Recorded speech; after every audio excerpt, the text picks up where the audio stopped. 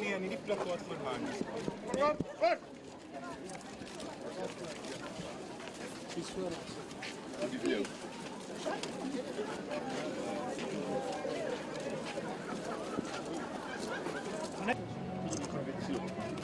Hey, hoe gaan we jullie? Ik zie dat je een poster. Dat ik zie. Ons gaan ergens, dis ons erfenis, die symbole. South African government will address their own policies of reconciliation. Ek is Jan, ek ook. Is hier iemand hier wat nie Jan is nie? Mooi. Ons allemaal Jan vandaag. Dankie vir jou. And thank you to everybody here who has even the inkling of a concept of heritage, custodianship for your history and my history. I'm going to do this in English because the rest of these guys are the converted. They know the stuff I'm going to say today. We have no consensual history. It does not exist. Not yet. But if you think you can remedy that by deflowering the heritage of others, you have some more thinking to do. If you believe you can fix disunity by defacing the history of others, what you believe is misguided.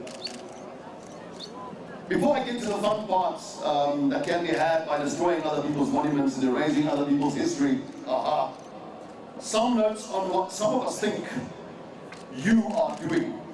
By you, I mean the regime that is held in place by the majority of black citizens or voters in South Africa. Allow me that generalization. To cry for the removal of some South African citizens' heritage is nothing more than a cry for help. Help! Because whose shining legacy are we going to put here to replace it with, when even Nelson Mandela's legacy is beginning to look a little unsightly? With whom exactly are we going to replace Paul Kruger's statue? Kruger was not only a brave man and leader, he was a conciliatory one. He fostered good relations with your ancestors, with the Matabele, the Royal Bafokeng, the Mahatu, the Masao, the Moshete. Google that. But only if you can read. Kruger declared war against the greatest empire of its time, and you refused to die under the British flag. That's the kind of guy you want to remove. Calls by the EFF to remove this monument and many others are misguided and ill-informed. And I think illiteracy has everything to do with it. If you don't read, you won't know. If you burn down the school, you won't read. You won't know. If you have nothing to show for 18th and 19th century achievements, defiling the monuments of others will be seen by the rest of the world as nothing but gross envy. Cecil John Rhodes was no friend of mine. He was no friend of my people.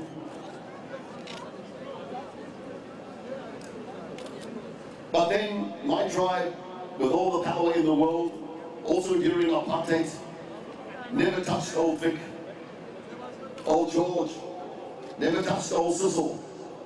Port Elizabeth is still there, so is Amansu Toti, Karnafon, Charters Rock, Harry Smith, Mpangeni, Quinnan Wilhelmina, New Bucklemere, Grahamstown, Ushanga, Ushoti, Douglas, Durban. They're all there. We didn't deface them. We didn't defile them, we didn't move them. The history black South Africans have right now exists because somebody else recorded it. It's time to take that back. I get it. Somebody who could actually read and write, somebody who had a sense of history and a sense of custodianship. Note the irony of an Afrikaner defending British heritage. But I'm not, am I? I'm defending a Western tradition of how civilizations go about history. When they have known for so long time that there is no monument in the world that doesn't offend somebody. Because we cannot get used to destroying and destructing these things. We're not banning other monuments. We're saying that you can take all that and build as many monuments as you want. You can take all the roads in the world. You have all our money, you can build them. Give them new names. Because that is the history that you and I, as a black person, you and I, can start to share. It's not what I want. But that's not what they did. They take General Botha away. And they call it January Masalela. I stopped there. I asked the black people, who was January? You know what they say? I don't know. I don't know either.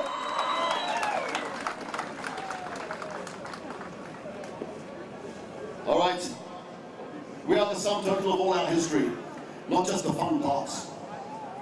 Whereas history serves most civilizations, South Africans prefer to be enslaved by its history. Whereas history liberates most civilizations, South Africa prefers to be defined by history. Methinks that fat old lady in his red overall protests a little too much.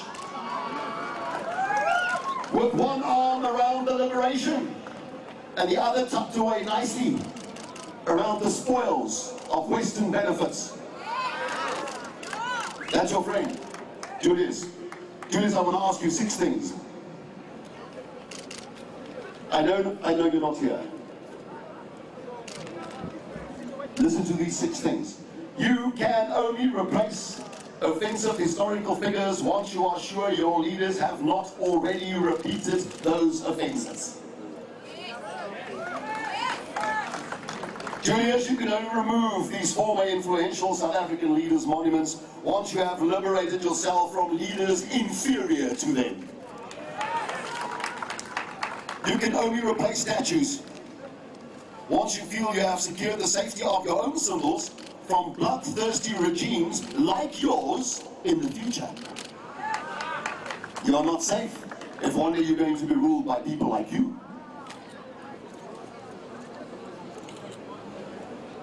You can only replace apartheid figures once you have proven yourself worthy of integration and really free of racism. Wasn't that your problem with apartheid? Wasn't that our problem with apartheid?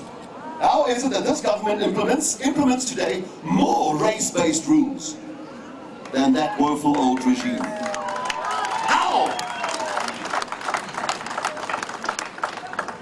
You can defile these heritage sites only once you're sure of the complete absence of the genocidal oppressors in your own ranks and history. Right now.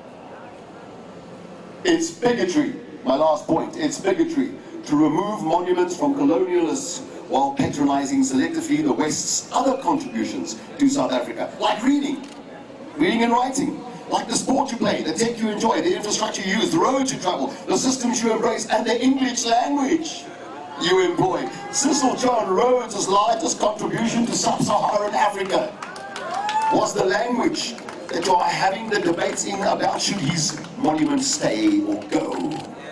That's bigotry. What statue then deserves to be standing here? Who are these infallible people? Oom Cecil, Tante Vic, Ojan, Oom Paul.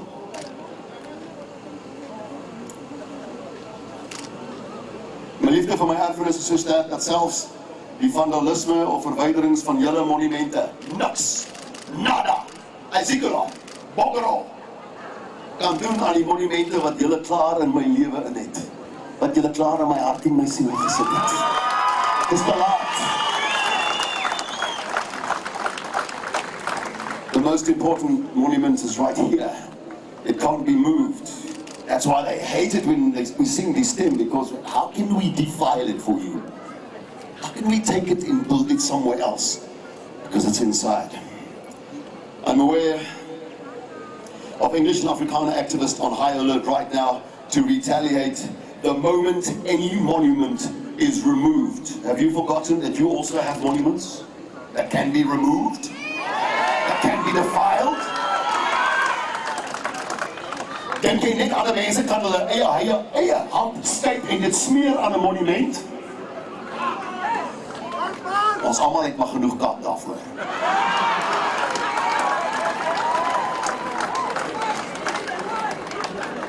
Die media is nie hier om ons storie goed te laat lyk nie.